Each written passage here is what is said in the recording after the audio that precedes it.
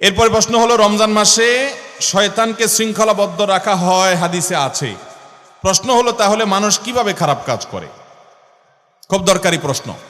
আল্লাহ তাআলা রমজান মাসে শয়তানকে শৃঙ্খলায় আবদ্ধ করে রাখে, হাদিসে আসছে। অথচ রমজান মাসেও মানুষ শয়তানি করে কি করে না? তো শয়তান যদি আটক থাকে, মানুষ আবার শয়তানি কেমনে করে? এ হলো প্রশ্ন। এই প্রশ্নের উত্তর হলো, ভাই, শয়তানের কারণেই শুধু খারাপ কাজ মানুষ করে, ব্যাপারটা সেরকম না।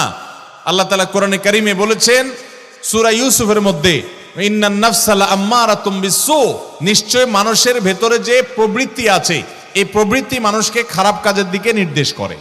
অতএব শুধু শয়তানেই আপনাকে শয়তানি করতে বলে তা নয়, আপনার ভেতরকার মন বা প্রবৃত্তি যে আছে সেও আপনাকে খারাপের দিকে তাড়িত করে। আর দ্বিতীয়ত, একটা ফ্যানের সুইচ বন্ধ করার পরও কিছুক্ষণ ঘুরে শয়তান রমজানের আগে যে ডোজগুলা দিয়ে গেছে, ওই ডোজগুলা আরো কিছুদিন অ্যাক্টিভ থাকে। তো যার কারণে অনেক লোক শয়তানি থেকে বাঁচতে পারে না। আবার অনেক উলামা ইকরাম বলেছেন যে এখানে নবী সাল্লাল্লাহু আলাইহি ওয়াসাল্লাম যেটা বলেছেন, এর মানে হলো মেইন শয়তানকে শৃঙ্খলাবদ্ধ করা হয়, এর চেলাগুলা সেগুলা বাইরে থাকে, ওই চান্সে তারা কিছু শয়তানি মানুষকে দিয়ে করায়।